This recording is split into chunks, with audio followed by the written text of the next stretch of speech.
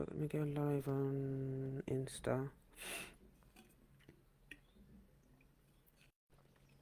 Okay, so I'm live. So greetings everyone. Greetings. Good to see you all. I hope that you are all doing well on this fine Tuesday morning.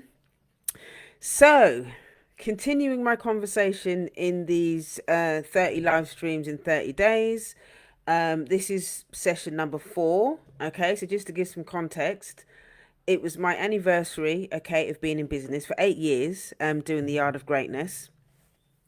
And it's also my anniversary in recovery, 13 years, okay, sober. So this was on the 1st and 2nd of June, okay. So I thought it would be a really good idea to kind of jump on and do 30 days, 30 live streams in 30 days, and just talk about my journey, talk about insights that I've learned over the years, talk about what's changed, talk about hi, Selena. Lovely to see you. Talk about any questions that people may have, and people have been throwing questions and stuff at me as well. I've been getting quite a few DMs with different things in it, so I'm putting a little thing together so that I can make sure I get through all of the questions. So yeah, so this is day 4. It's been an eventful, days, week so far, just doing this because I wasn't sure if I was going to be able to commit to doing the 30 days, but actually I'm quite enjoying it. Just kind of, I've kind of, it's allowed me to kind of get outside my perfectionism and just dive in and just share from my heart, which feels really nice. So today I really want to talk to you about the fear of receiving, understanding fear of receiving. Okay, understanding fear of receiving, and this is a really big one for me because I keep seeing it repeated in different ways, and so I thought it would be a really good idea just to hop on and just talk about it and just kind of share my thoughts about what I think is going on and stuff like that. So, if you're a black business owner, okay, or in recovery, in particular, doing those two things, then this live stream is for you. And I'll warn you now that I am going to say some things that might actually piss some people off, okay?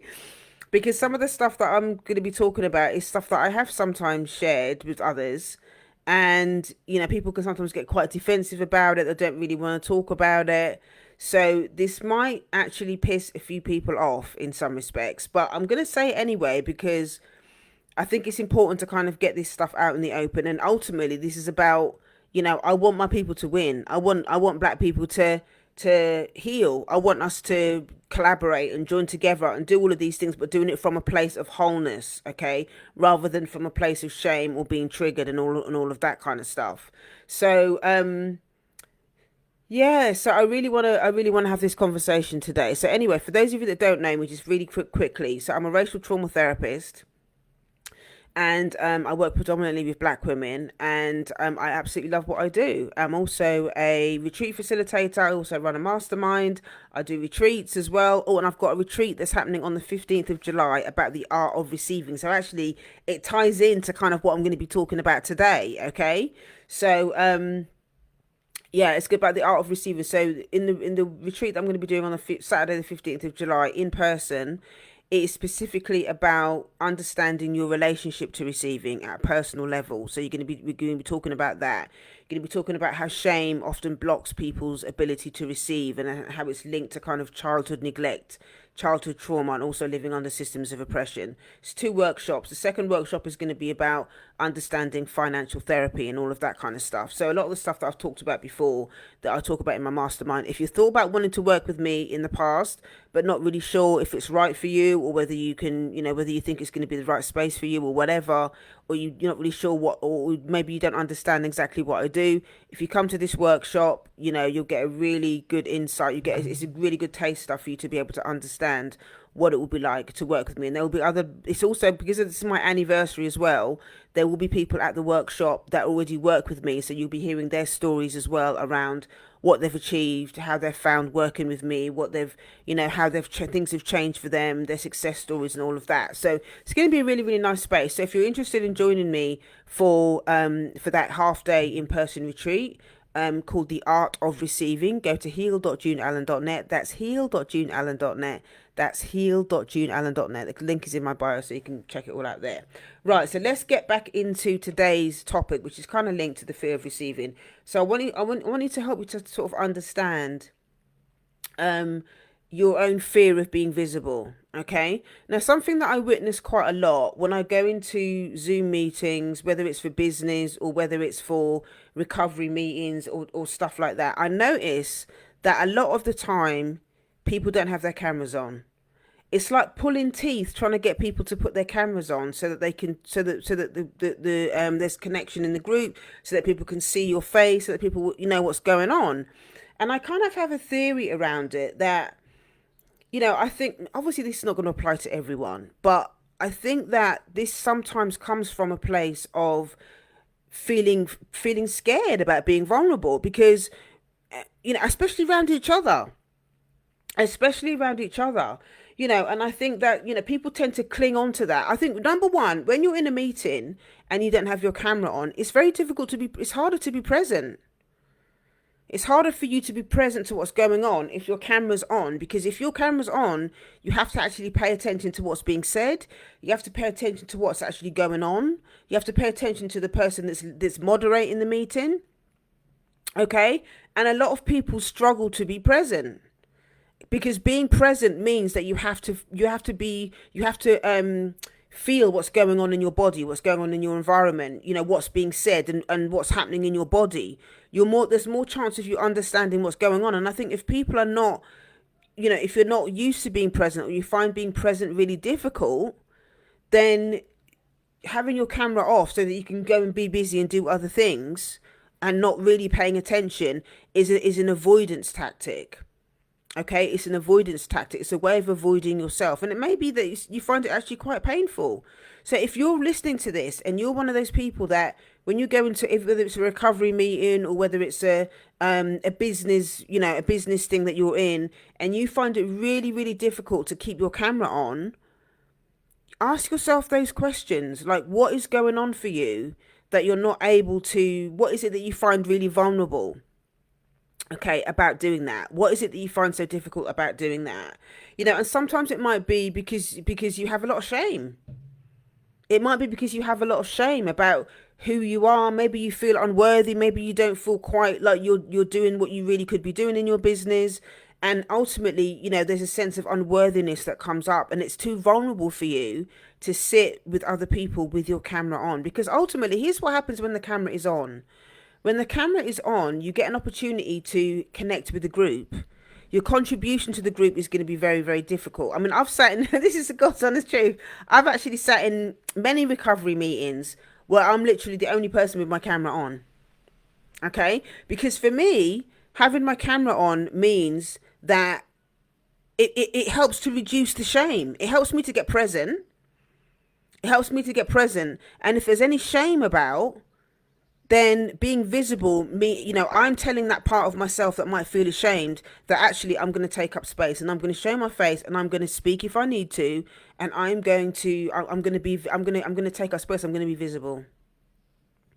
I'm going to be visible. And I think that, sometimes when people don't have their cameras on and stuff as well, it makes it does change the energy it changes the energy of the space for the people that are in the meeting, that are that are experiencing what they're experiencing, because nobody really wants to talk to 15, 20 photographs of people. Nobody really wants to talk to photographs of people. If you're in a meeting, it can be challenging, okay, if you struggle with that thing around being visible, but it can have a huge impact on how you show up in terms of what's going on for you in that meeting, and also how the general energy of the meeting, because there's more connection. It creates a lot more connection, okay, when more people have got their cameras on than not. Okay, so think about that. Okay, think about that. One of the things that I do talk about, with I don't talk about this topic directly, but this is kind of what I'm thinking when I work with clients that have really struggled with their own trauma, that have really struggled with abuse and all of that kind of stuff, is that there's something called what I talk about is racial anorexia. Okay, racial anorexia. Now, when I talk about racial anorexia, I'm not talking about food. Okay, I'm not talking about food. When we're talking about food anorexia, we're talking about depriving ourselves of nourishment. Okay. But when I talk to my clients about racial anorexia, or when I talk specifically with people in recovery actually about racial anorexia is the deprivation of any cultural nourishment. Okay. So what that means is there's so much shame, okay, about, and there's so much pain and discomfort about existing and living inside a black body, that you just want to retract from it. You just want to shrink. You try and make yourself small. You try and make yourself invisible because it feels so uncomfortable for you to show up and take up space and be unapologetic about living inside your black body. So racial anorexia is one of the ways that it shows up in terms of being in meetings and not wanting to turn your camera on, going into spaces and not wanting to talk, feeling like you can't really be your full self. And this is not anything that's defective in you. This is not a, what's the word I'm looking for?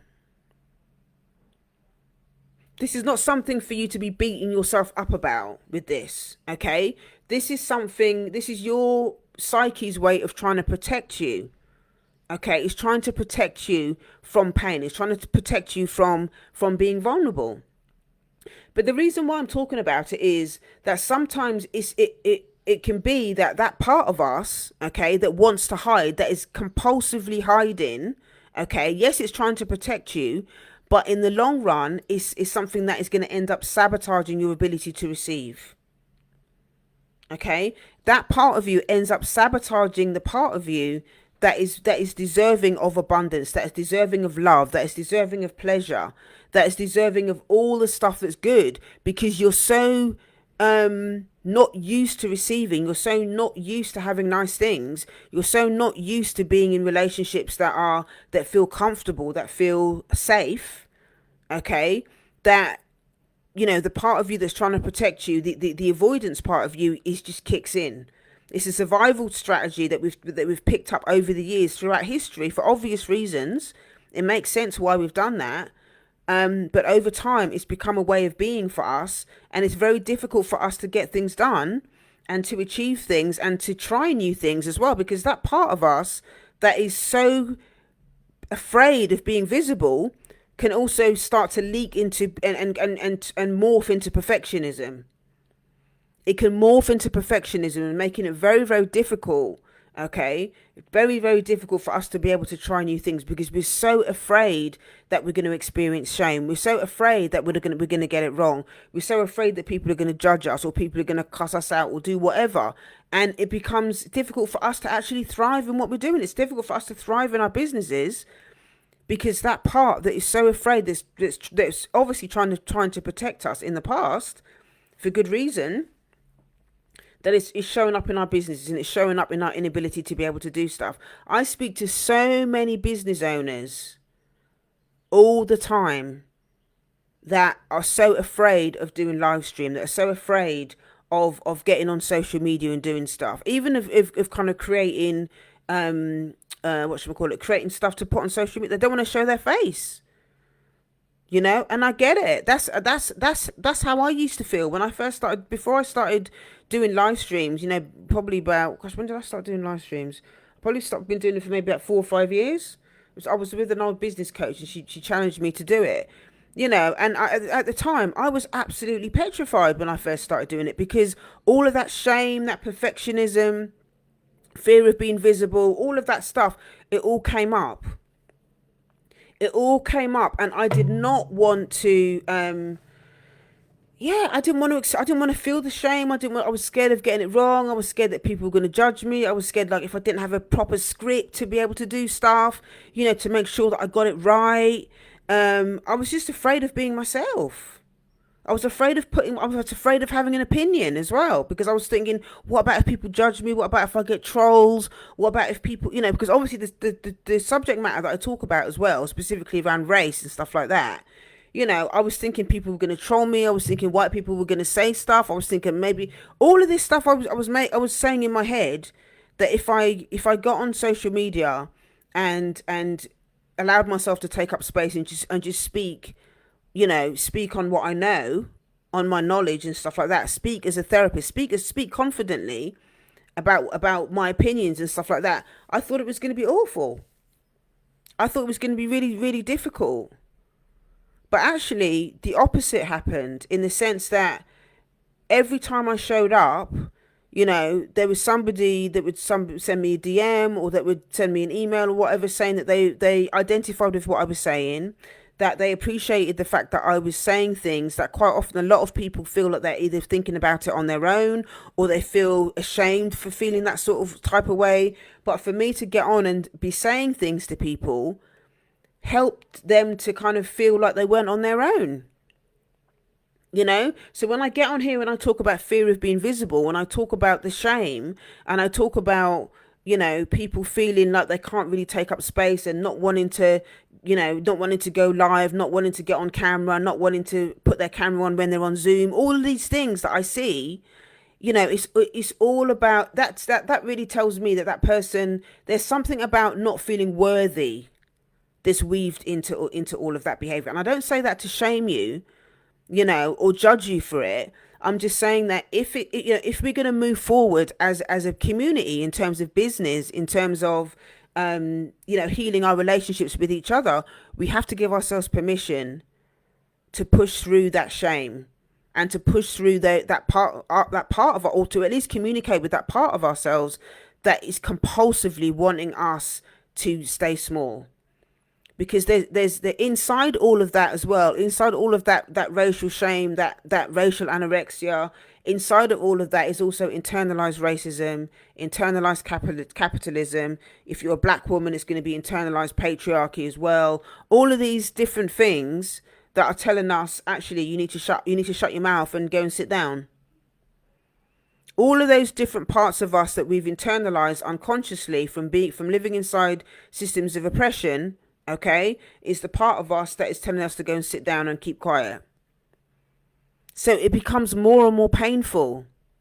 It becomes more and more painful to speak up. It becomes more and more painful for us to be visible. It becomes more and more painful for us to put our cameras on, and thereby prolonging the healing process.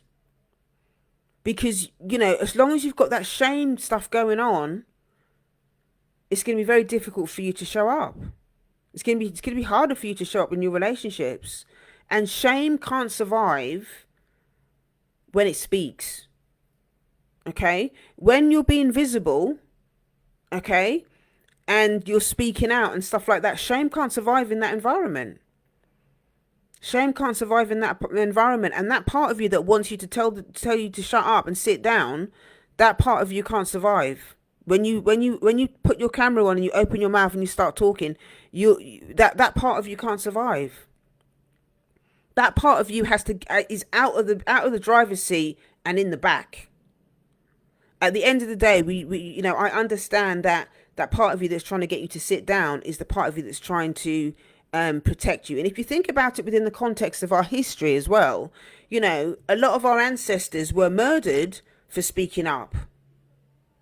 Okay, a lot of our ancestors were murdered for speaking up. Okay, you can't look at a white person, you can't speak up against a white person. I'm just remembering the scene in The Color Purple where where Oprah she speaks up about the white woman and her children. Do you want to come and work for me and all the rest of it? And she says, hell no. And she gets beaten up and put in prison because she spoke up, and she could have been killed. That's the reality that our ancestors had to deal with. And so being silent, being visible, being small, okay, not speaking up, all of that kind of stuff, these are all survival patterns that our ancestors had to adopt in order to stay alive. That's what our ancestors had to do. But for us, we've kind of now adapted a lot of that. When we talk about it externally, we've had to adapt that way of being. And then if you put on top of that, okay, the fact that so many of us were neglected or, abused or beaten and stuff like that in our own families, that is going to be another layer of us trying to protect ourselves. Okay, that's another layer of us thinking that we have to protect ourselves from the vulnerability of what it means to be visible. Because if you can't be visible as well in your home, in your family of origin, it's going to make it even harder. That's another layer that you got to remember that, okay, well, the system of racism is saying to me that I need to shut my mouth. And when I go and see my parents, the silent family agreement is also that I need to shut my mouth. then of course, when it comes to business, when it comes to showing up in relationships, when it comes to being in situations that feel vulnerable, okay, if you're in a recovery meeting, or if you're in a meeting that's predominantly black people, of course there may be an element where you feel that you can't speak up because it's going to trigger all of that old stuff. That vulnerability is going to show up and say you need to shut your mouth, because that's what you had to do to survive in the past. And until you find a space that feels safe enough for you to open your mouth and talk and share your truth, being visible in those spaces is always going to be difficult. So what I'm asking you to do, what I'm inviting you to explore is what is happening for you around this fear of visibility. What is happening for you when you go into a recovery meeting, or a networking meeting online on Zoom or whatever, and there's this compulsion to leave your camera off. And yes, you can make all the excuses that you want, saying you got washing up to do, or you got ironing to do, or you're cooking your dinner or whatever. But at the end of the day, that meeting is there to nourish you at some level, and you've chosen not to be fully present. And that's the bit that I really want you to think about. Think about that bit that doesn't want to be quite present. Like, you've kind of got one eye open on what's going on in the meeting, but you feel like you always have to be doing something else. And I know for me, it's because I don't want to be fully present. If I find myself doing that, it's because there's something about that meeting I don't want to be fully present. There's a part of me that slightly wants to avoid what's going on in that space. There's a part of me maybe that doesn't feel comfortable about what's going on in that space. And so the camera's off, and I'm ironing or doing some other stuff. Okay, what would happen to you if you allowed yourself to be fully present in that space with your camera on? How would you feel? What comes up for you? And this is about just being curious about it without judgment, and exploring what is that part trying to tell you. What is that? Build a relationship with that part. Have a dialogue with that part of yourself. And I know this is going to sound a bit weird, but have a dialogue with that part of yourself that has a compulsion to not connect, that doesn't want to connect, that doesn't feel safe. And you might get some interesting insights and feedback around that part. Maybe it might come out, because when I've done this for myself, what's come out is that actually there are certain spaces that are just not right for me. Doesn't mean there's anything wrong with the people in that space, but it just means that it's not right for me, and that I need to exit left, that I need to maybe go to a different space to do my healing work, to do my therapy work, to whatever, in order for me to feel safe doing that. And maybe, instead of being in spaces where a lot of people have got their camera off, maybe that's just not the right meeting for me, because I know that I need connection. So instead of staying in that space and then feeling resentful that no one's got their cameras on, I need to make the decision that in order for me to look after myself, in order for me to grow, I need to find another meeting or another space where they value that the cameras are going to be on. That the cameras are going to be on, and that people value that, and that people understand the importance of connection with people with their cameras on. This is something that, I don't even have to ask the woman in my group now, in my mastermind group, about having their cameras on, because the cameras are on. Because they need to be able to see each other's faces. And there's something magical that quite happens in a meeting where, somebody's sharing their truth, and other people are nodding because they agree. Sometimes sometimes we have a good laugh in there, and people saying things that are funny. Sometimes people will be talking sad, they'll be expressing sadness, and people cry. But whatever's happening in that meeting, there's a sense of connection, and there's a sense of community, and there's a sense of feeling that they're not alone, because they can see people's faces, and they can see there's kind of like a virtual hand holding when that happens, when everybody's got their cameras on, and everybody, whoever's sharing, there's a virtual holding that happens when people have got their cameras on. Whereas there's a disconnect when the cameras are off. There's a disconnect when the cameras are off. And so I really want you to think about that and be curious about that. Next time you go into a meeting, a Zoom meeting, okay, and, the majority of people have got their cameras off. How does that make you feel when their cameras are off? Think about it. And if you have the compulsion to turn yours off, Think about why you want to turn yours off, and what is it that is there something, is there a feeling that you're avoiding? Is there something about the vulnerability of that space that you're avoiding, that you feel like you have to turn your camera off? Think about that. And again, it's not something to beat yourself up with. It's not for me to, I'm not trying to shame anyone for that does that, but it's really about being curious about why you do it, the impact that it's having on your ability to heal and grow, and how it impacts your ability to be present in the space. And if you did put your camera on and you allowed yourself to be fully present in the space, what does that mean for you and your growth? How would that change the way that you interact with people if you made a commitment just to turn your camera on in the meetings? So Lavon's hi Lavon, it's good to see you. Thanks for your comments and stuff on the Facebook thing. Sometimes I miss the messages in there. So she's saying yes, it does change the energy of the space. It really does. And I think a lot of people maybe they're in denial about it, and they don't really think like the impact that it has on the space, but it does change the energy in the space. It does change the energy of the space. And I think it's important to have this conversation. And I knew, I thought that when I thought about having this conversation, I was thinking about what to talk about today. I was thinking there's probably a few people that are going to get upset. They're going to get pissed off, because I know there's a lot of people that like the fact that they can turn their cameras off, and they don't want to put them on. They don't want to put them on. Hi Millie, thanks for joining. But my thing is, be curious about why that is. Be curious about why that is. Be curious. If you're a business owner, here's the thing about it. If this is something that you struggle with when you're a business owner, if you find it difficult to be in a Zoom call, okay, with other business owners, and put your camera on and have a conversation, how are you going to have a conversation with your clients, with your customers, if you can't put your camera on in a Zoom meeting? If you're in recovery, okay, and you're trying to improve your relationships, it doesn't matter whether you're in process recovery or whether you're in, substance. It doesn't matter. It doesn't matter what fellowship you're in.